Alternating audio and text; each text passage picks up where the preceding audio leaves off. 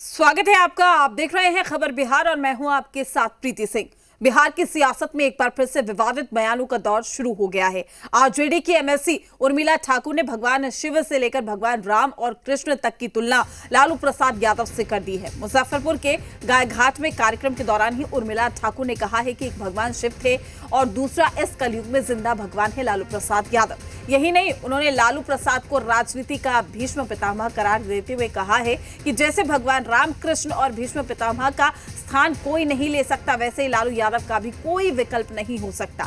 आपको बता दें कि उर्मिला ठाकुर ने यह बयान बाबा साहब भीमराव अंबेडकर की मूर्ति के अनावरण कार्यक्रम के दौरान दिया है। इस दौरान इशारों इशारों में कांग्रेस पर भी निशाना साधा। कहा 1990 से पहले जो लोग सत्ता में थे, अब सत्ता कभी नहीं आएगी।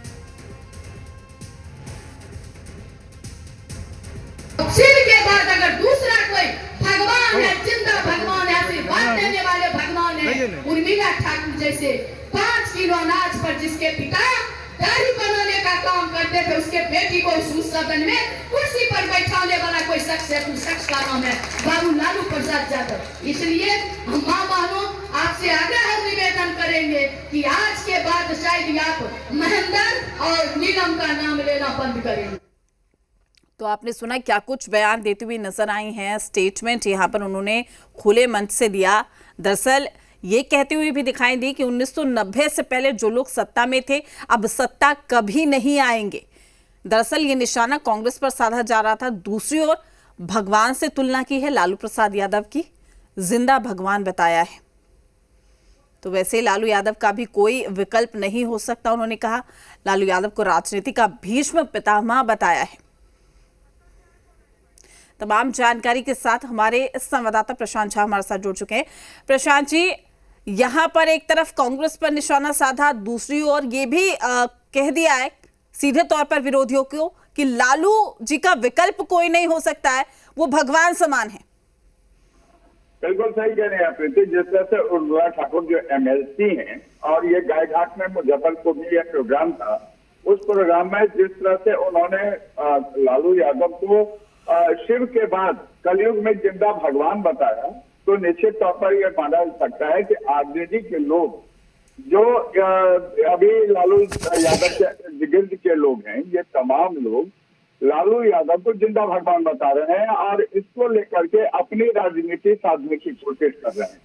देखिए, ये पूरा का पूरा मामला मुजफ्फरपुर के है, मुजफ्फरपुर के गायघाट का है और वहां पर उर्मिला ठाकुर जो एमएलसी हैं, उन्होंने ये विवादित बयान दिया है और जिस तरह से उन्होंने भगवान शिव के बाद लालू यादव को भगवान शिव के बाद की श्रेणी में खड़ा कर दिया है, तो निश्चित तौर पर इसमें जो हिंदू भावना है वो आहत होती है और इस पर तमाम जो राजनीतिक प्रतिक्रियाएं आनी शुरू हो गई हैं कि किसी भी जीवित व्यक्ति को भगवान शिव की श्रेणी में कैसे खड़ा किया जा सकता है। बिल्कुल। और राजनीति साधने का कोई इस तरह के बयान जो है वो बहुत ही काबिल नहीं माना जा सकता है आज के दौर में।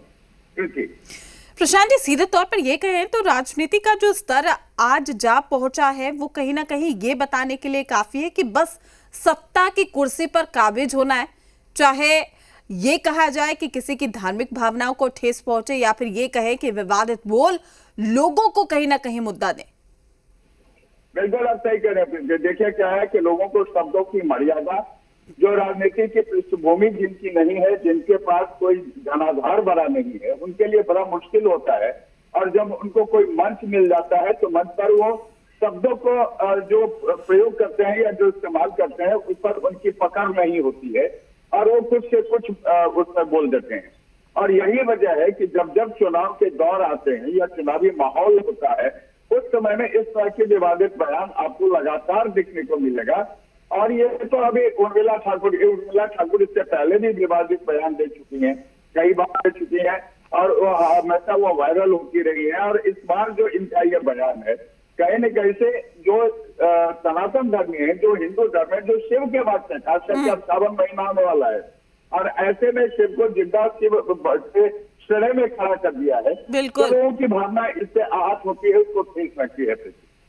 बिल्कुल, यानी कि ये कहें सीधे तौर पर कि धार्मिक भावनाओं को ठेस पहुंचाकर राजनीतिक रोटियां भी यहां पर सेकी जा रही है। लेकिन दूसरा एक और सवाल यहां पर खड़ा होता है, जिस तरीके से कांग्रेस पर निशाना साध दिया है, आने वाले दिनों में विधानसभा के बिहार में चुनाव होने उससे पहले कहीं ना कहीं उनका ये इशारा इस ओर तो नहीं था कि कांग्रेस को अपनी जमीनी हकीकत नहीं भूलनी चाहिए? देखिए, एक तरह से ये इशारा है कांग्रेस के लिए, और उर्मिला ठाकुर आज की तारीख में लालू परिवार के काफी नजदीक हैं और तेजस्वी यादव के भी काफी नजदीक मानी जाती है, और उसी की वजह से उनको ये एमएलसी में नॉमिनेट भी किया गया था। और जिस तरह से उन्होंने इशारा किया है कि 1990 के दौरान जो लोग सत्ता में थे, यानी 90 के दौरान जो कांग्रेस सत्ता में थी, वो उनको कभी सत्ता नहीं मिलेगी। ये एक तरह से इसलिए कह दिया गया है कि जिस तरह से कांग्रेस लगातार आरजेडी पर दबाव बना रही है 90 सीटों की, उस सीटों को लेकर के एक तरह से ये जवाब है कि आपको जो सीटें दी जाएंगी उसी पर आपको समझौता करना होगा और उसी पर आपको चुनाव लड़ना होगा। बिल्कुल प्रशांत जी, आपका शुक्र तमाम जानकारी साझा करने के लिए। अपडेट हम आपसे लेते रहेंगे।